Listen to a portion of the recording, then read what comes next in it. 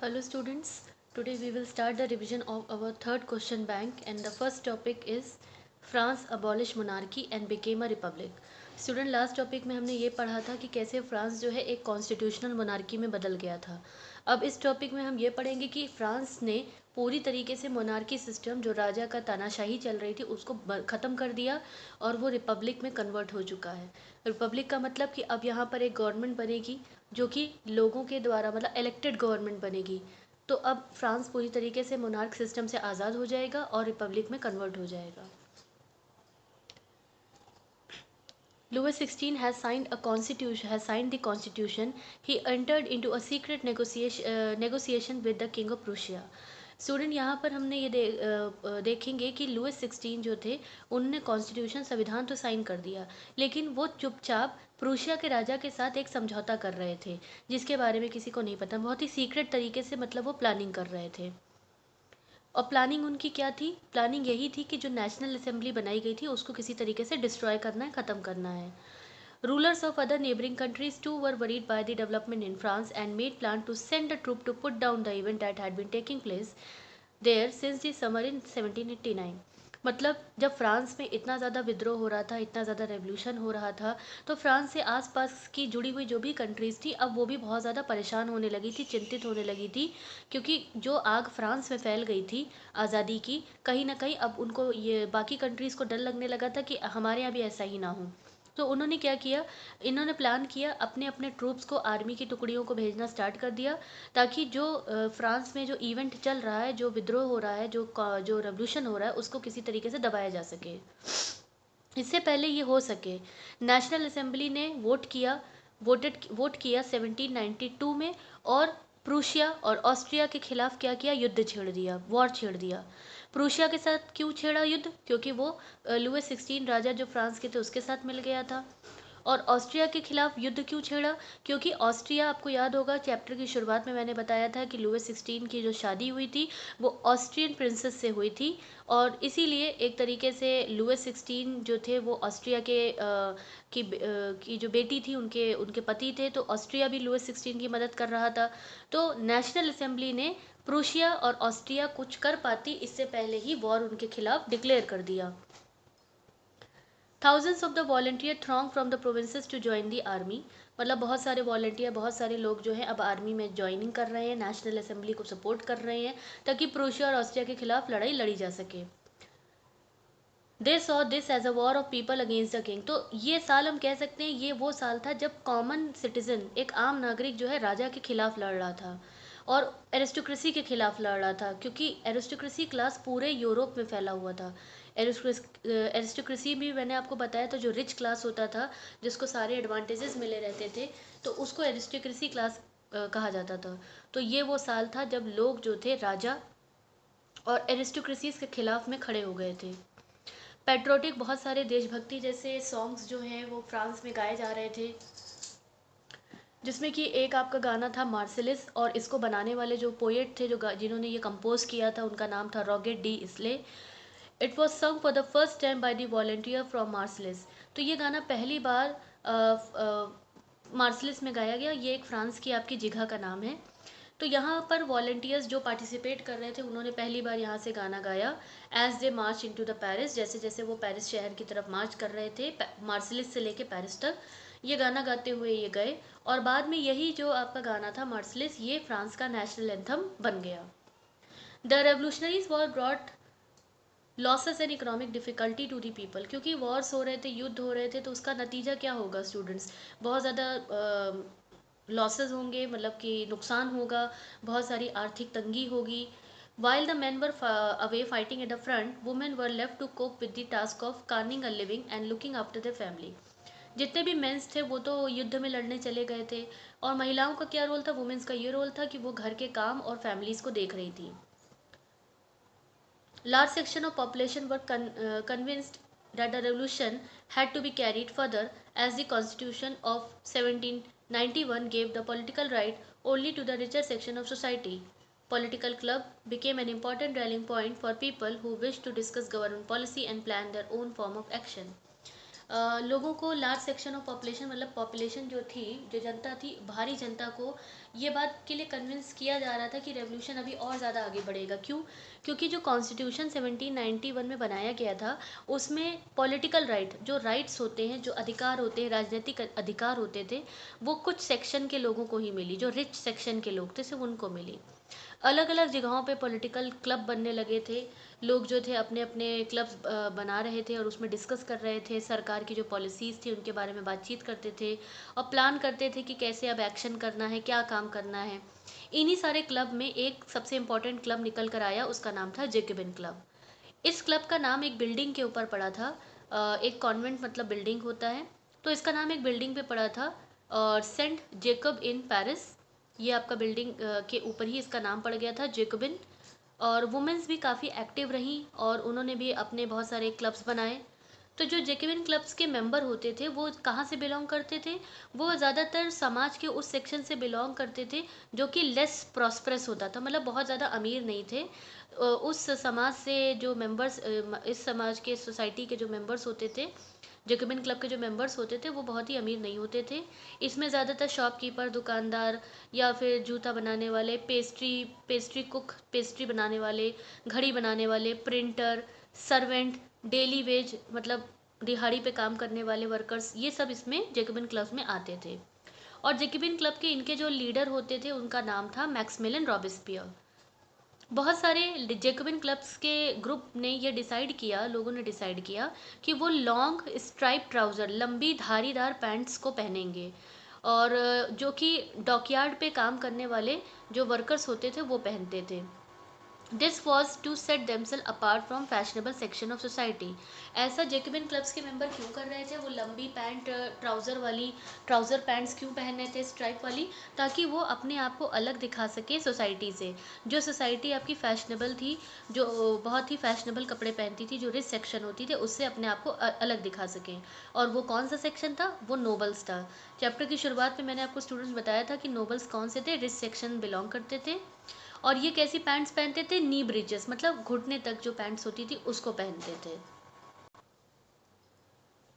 It was a way of proclaiming the end of the power wielded by the wearer of the knee breeches. तो ये जो fashion के ये जो कपड़ों का जो चेंज आया कि जेकबिन क्लब लंबी पैंट्स पहनने लगे और उनमें स्ट्राइप धारी वाली पैंट होती थी, और उसी तरीके की कपड़े जो थे डॉकयार्ड पे काम करने वाले वर्कर्स भी पहनते थे। तो ये इन्होंने ऐसा क्यों किया? ये दिखाना चाह रहे थे कि अब जो नी ब्रीचेस, जो घुटने तक की पैंट पहनते हैं फैशनेबल ग्रुप के लोग, अमीर लोग, उनसे अब पावर छीनी जाएगी। Now these Jacobin came to be known as, इन्हीं जेकोबिन्स को बाद में क्या बुलाया गया? सैंस क्लोटोस बुलाया गया। सैन क्लोटोस का मतलब है दोस्त विदाउट नी ब्रीचेस, मतलब ऐसे लोग जो कि नी ब्रीचेस तक वाले कपड़े नहीं पहनते हैं। सैन क्लोटोस इसके अलावा रेड कलर की कैप भी पहनते थे, और रेड कैप क्या शो करती थी? लिबर्टी, फ्रीडम को शो करती थी। लेकिन वुमेंस को, हाउएवर, उनको वुमेंस को ये सब चीज़ें अलाउड नहीं थी, वो इस तरह से नहीं कर सकती थी, ऐसे कपड़े या कैप नहीं पहन सकती थी। 1792 की समर की बात है, उसी साल की बात है। जेकबिन्स ने ये डिसाइड किया कि वो क्या करेंगे, लार्ज नंबर ऑफ जो पैरिशन होते हैं, plan the instruction of the large number of Parisians who were angered by the short supply and the food price, high prices of food. तो ये वो टाइम था स्टूडेंट कि जब पेरिस के जो लोग थे वो बहुत ज़्यादा नाराज़ हो गए थे। क्यों नाराज़ हो गए थे? क्योंकि फूड के प्राइसेस, जो खाने के दाम थे, वो बहुत ज़्यादा बढ़ गए थे, खाने की शॉर्टेज हो चुकी थी। और फिर इन्होंने क्या किया, 10 अगस्त को ये टूरिलिसिस का जो पैलेस था, जो महल था, उसमें ये घुस गए और वहाँ के जो राजा का जो गार्ड था उसको मार दिया, और राजा को भी बंदी बना लिया, काफ़ी घंटों तक बंदी बनाए रखा। और उसके बाद later the assembly voted to imprison the royal family, और उसके बाद फिर असेंबली, नेशनल असेंबली ने वोटिंग की कि जो रॉयल फैमिली, जो राजा की फैमिली है, उसको बंदी बना लिया जाएगा। इलेक्शंस हुए, एंड फ्रॉम नाउ, इलेक्शन में ये बात बताई गई, इलेक्शन जब हुए तो जेकबिन क्लब ने ये कहा कि जितने भी आदमी 21 ईयर्स के हैं या उसके ऊपर हैं, और रिगार्डलेस ऑफ द वेल्थ, मतलब उनके पास पैसा है चाहे नहीं है, लेकिन उनको राइट होगा अब वोट देने का। तो ये 1792 का एक इंसिडेंट हुआ था जिसमें कि फूड की सप्लाई काफ़ी कम हो गई थी, खाने के प्राइजेस जो थे वो बहुत ज़्यादा बढ़ गए थे। तो जेकबिन्स ने क्या किया, 10 अगस्त को टूरिलसिस नाम की जो आपका पैलेस था, जो जगह थी वहाँ पे जो पैलेस था, वहाँ के राजा के जो गार्ड था उसको मार दिया, राजा को बंदी बनाया, काफ़ी घंटों तक बंदी बनाया, सेवरल आवर्स तक अपने पास में रखा। और बाद में नेशनल असेंबली ने वोट किया। किस बात के लिए वोट किया? कि जो रॉयल फैमिली है, जो राजा की फैमिली है, उसको बंदी बनाना है। इलेक्शंस हुए नेशनल असेंबली में, और इलेक्शन में ये बात बताई गई, ये डिसाइड किया गया कि 21 ईयर एज के आदमी और उससे ऊपर जितने भी लोग हैं, भले ही उनके पास वेल्थ है, पैसा है कि नहीं है, लेकिन उनको अब राइट होगा कि वो वोट दे सकते हैं। The newly elected assembly was called conviction. अब ये जो नई इलेक्टेड असेंबली बन के तैयार हुई, न्यू असेंबली बनी, इसका नाम क्या पड़ा? Conviction. On 21st September 1792 it abolished the monarchy, और 21st September 1792 को मोनार्की सिस्टम को अबॉलिश खत्म कर दिया गया और फ्रांस को डिक्लेयर कर दिया गया कि फ्रांस अब रिपब्लिक है, गणतंत्र, मतलब जिसे हम कहते हैं कि अब यहाँ पर फ्रांस में गवर्नमेंट बनेगी, मतलब इलेक्टेड गवर्नमेंट बनेगी। Republic is a form of government where the people elect the government.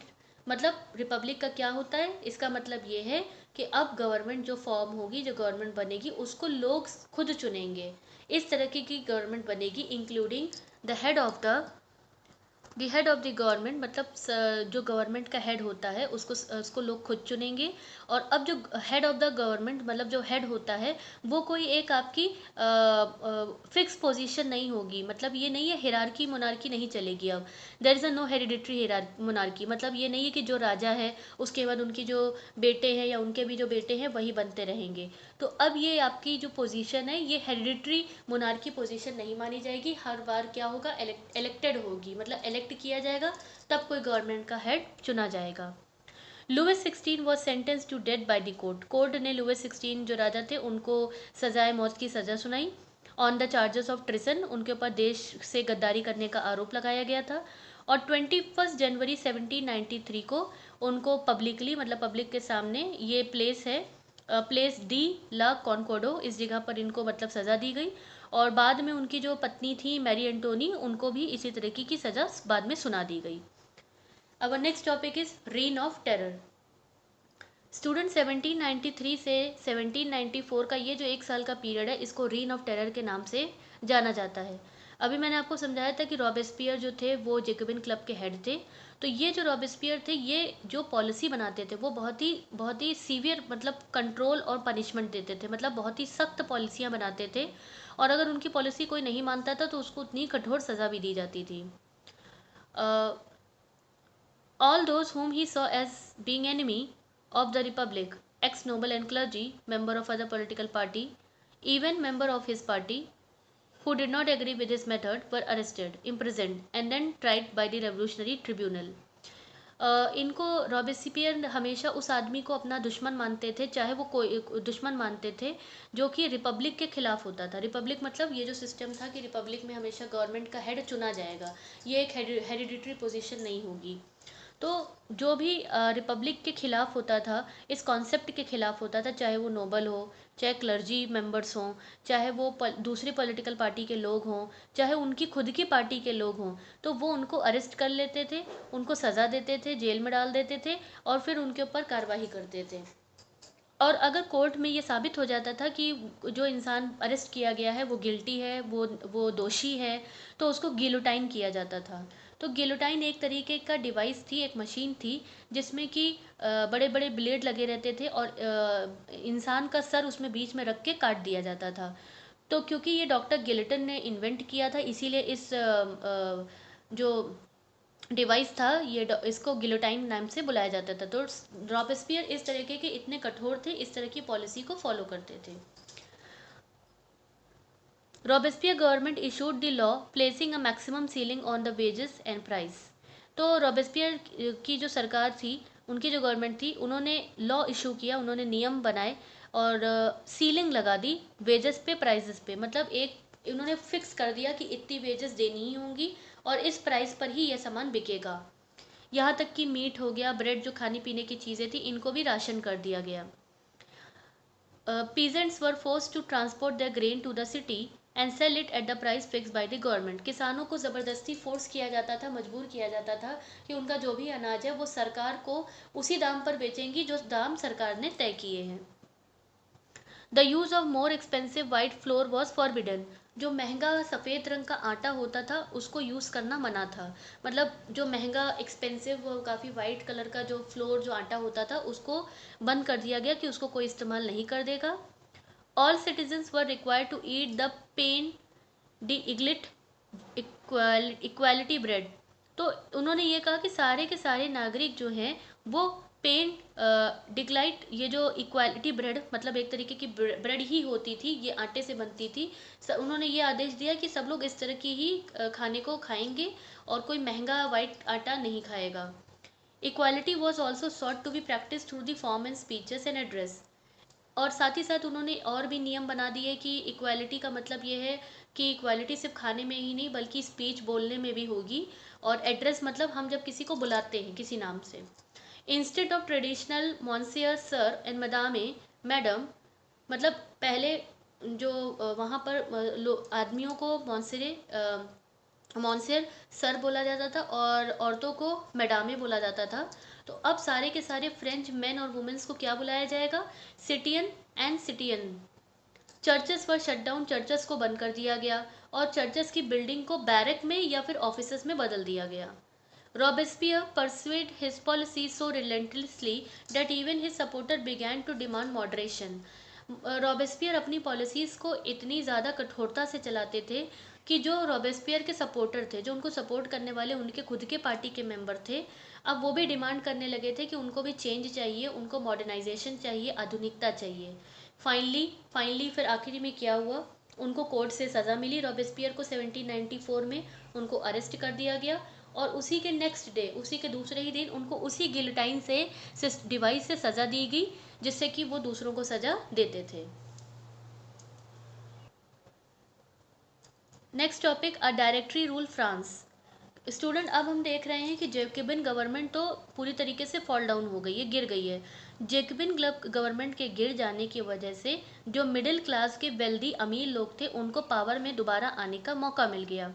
New constitution was introduce, नया कॉन्स्टिट्यूशन भी बनाया गया जिसमें कि which denied the vote to non propertied section of society. क्योंकि अभी हमने ये पढ़ा था कि जब जेकबिन थे इन्होंने क्या लॉ बनाया था कि सब लोग वोट कर सकते हैं, भले प्रॉपर्टी है कि पैसा है चाहे नहीं है। लेकिन अब जब जेकबिन गवर्नमेंट ही फॉल हो गई, गिर गई, तो वेल्दियर मिडिल क्लास जब आया पावर में तो उसने कॉन्स्टिट्यूशन में एक बदलाव किया कि उसने ये बदलाव किया कि जिन सोसाइटी के लोगों के पास प्रॉपर्टी नहीं है उनको वोट देने का अब अधिकार नहीं है। It provided for 2 elected legislative council. अब यहाँ पर क्या हुआ? लेजिस्लेटिव काउंसिल बनती है। They appointed a directory to elected legislative council का मतलब है, हम यहाँ पर मतलब लेजिस्लेटिव मतलब काउंसिल की बात कर रहे हैं और एग्जीक्यूटिव मतलब हम डायरेक्टर्स की बात कर रहे हैं। दो तरीके से पावर की बात की जा रही है। अब ये लेजिस्लेटिव काउंसिल क्या चुनेगी? डायरेक्टरी को चुनेगी। इस डायरेक्टरी में टोटल 5 मेंबर्स होते थे। क्यों वैसा किया गया कि 5 मेंबर रखे गए? इस लेजिस्लेटिव काउंसिल ने डायरेक्टर्स को चुना, अब ये डायरेक्टरी को चुना। अब ये डायरेक्टरी में 5 लोग इसलिए रखे गए थे क्योंकि पहले हम देख चुके हैं कि जब पावर किसी एक इंसान के हाथ में होती है, जैसे लुइस 16 के हाथ में थी जो राजा थे, तो क्या था, लोग काफ़ी परेशान थे, किसी भी तरीके की चीज़ें सही नहीं चल रही थी। तो पावर किसी एक इंसान के हाथ में ना रहे, बट जाए, इसीलिए डायरेक्टरी बनाई गई और 5 मेंबर्स इसमें रखे गए। This was meant as to safeguard against the concentration of power in one man executive as under the Jacobin। साथ ही साथ हमने जेकबिन क्लब में भी देखा था कि जेकबिन क्लब में भी जो आपके लीडर थे रॉबेस्पियर थे, उनके पास सारी पावर थी और जब पावर सिर्फ उनके हाथ में थी तो वो कितनी कठोरता से पॉलिसीज़ को अपनी फॉलो करवाते थे। इसीलिए जब डायरेक्टरी बनाई गई तो उसमें 5 मेंबर्स को रखा गया ताकि पावर किसी एक के पास ना रह जाए। लेकिन हुआ क्या? हुआ ये कि लेजिस्लेटिव काउंसिल जिसने डायरेक्टरी बनाई थी उन दोनों के बीच में हमेशा क्लैश होती रहती थी, लड़ाइयाँ होती रहती थी। तो लेजिस्लेटिव काउंसिल और डायरेक्टरी के बीच में लड़ाई होती रहती थी, तो इसका फ़ायदा एक तीसरे इंसान ने उठाया। क्योंकि डायरेक्टरी हमेशा आपकी इंस्टेबल हुई, हमेशा पॉलिटिकली इंस्टेबिलिटी मतलब राजनीतिक तौर पर वो इनस्टेबल थे। इसीलिए एक नए तरीके के लीडर को मौका मिला उभर के सामने आने का और वो नया लीडर कौन था? Napoleon Bonaparte. तो मिलिट्री डिक्टेटर, मतलब इनको डिक्टेटर के नाम से भी जाना जाता है कि ये बहुत ही सख्त नियम वाले थे डिक्टेटर की तरह रूल करते थे। तो नेपोलियन बोनापार्ट को इस तरीके से मौका मिला, क्योंकि डायरेक्टरी आपकी जो थी स्टेबल नहीं थी, स्थिर नहीं थी, और उसकी लड़ाई हमेशा लेजिस्लेटिव काउंसिल के साथ चलती रहती थी। That's for today, and on the basis of today's discussion I have given you certain questions which you have to solve it. Thank you.